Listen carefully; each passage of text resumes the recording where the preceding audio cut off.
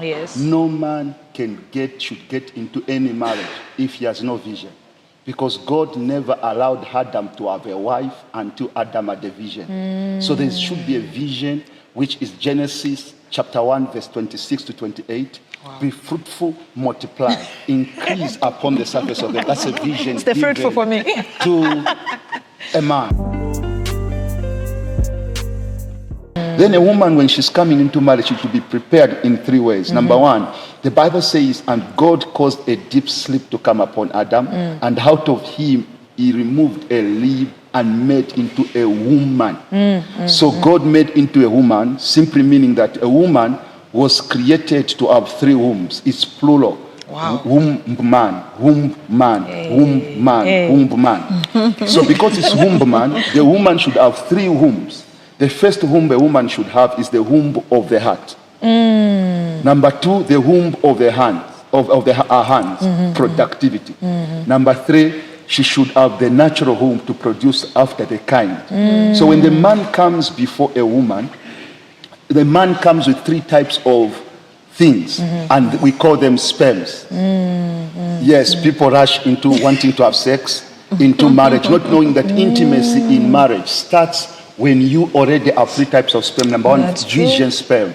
Number two, the ability to produce after from the garden and give to a woman. Number three, the natural sperms. So that when the woman has three wombs, the womb of the heart, the womb of her hands, and the natural womb, you are going into somebody's life. Wow. Remember, the I've never looked at it like that. By nature, man and woman were created at the same time. But the man manifested first to prepare for a woman. Before you define marriage, you have to understand that a man has to prepare for it so that when the woman is showing up, she has to come ready for this man who has three types of sperms. Number one, the first sperm, which is the sperm of the vision, is deposited into the woman's womb of the heart. Proposed. It's a proposal you put inside of her. The words you speak. Yes, the words you speak. Show me a woman.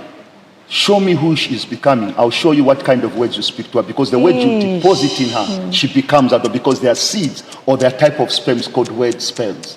Number two, when you work the garden given to you, you have to have the capacity to give to your woman. That's the reason why I say women love five things. Number one, women love money. I don't want to hear that one. Money, a lot of money.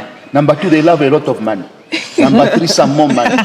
Number four, even that money. Number five, even the complete money. Why? Because whether you like it or not, if you find a woman who does not love money, you are in trouble. It is what How can you work hard? So when you produce, that's true. Yes, when you produce from the garden, you have to put in her hands. Empower your woman to become. When you empower your woman, you will make out of a woman from who you are, you produce out of her. And like I'll give an example of the Bible says, husbands, love your wives as Christ loves the church. So me as a husband, I'm a representative of who Christ is. She is a representative of the church. Where do we take our offerings? The church. So it's important that for you is to biblical, sir. To bear in mind that if you're going into marriage, prepare for it. Number one, by having a written down vision. Number two, by you having capacity to help your woman be empowered to become. Number three, if we don't have the capacity to know that at least when you make love to your wife, you can have children. Because the other challenge that got me off guard. Yes, I know. That's positive for you. I'm not going to go. There will be no details to it later. Yes, sir. Yes. But it's important for you. Therefore, the reason why people got into marriage and what marriage is God gives purpose to a man and gives purpose to a woman to incubate that which the man has. Remember that the church was given authority, which is the vision. And the authority carried to go here and make disciples of the nation, which is productivity. The Bible says, be fruitful. Multiply and increase. These are three dimensions that a man should carry to deposit into the three areas of a woman's life to produce after her kind. So the purpose of marriage, or what is marriage? Marriage is let me say, you are not married to each other. Never think people go into marriage because they think they are married to each other. That's what causes people to fail. You are married for God's purpose, not to each other. So when you go into marriage wanting to be married to the other person, you like to give, there's a lot of expectations. Yeah. You're expecting Because a lot. it's Pastor Chiwe that you have in your mind and not God. Not God. So the definition of marriage is, because I have come with purpose to serve God's purpose, to be fruitful, increase, and multiply. The woman, when she comes, she helps me to fulfill that purpose. That's the reason why the Bible says in Genesis chapter number 2, verse 18, it is not good for man to be alone. Not lonely, but alone. Yes, many people have gone into marriage because they are lonely. They are lonely. Bearing in mind that you go into marriage not because you are lonely, you go into marriage because you are alone. Because alone you can't fulfill God's purpose. Therefore, the definition of marriage is this: it's the union of a man and a woman whose main purpose is to serve God. So in marriage is service before God. You do not go into marriage wanting the other person to serve you. You do not go into marriage expecting the other person to give you what you want. You go into marriage to save God's purpose. The Bible says, whatever you do, do it as unto the Lord.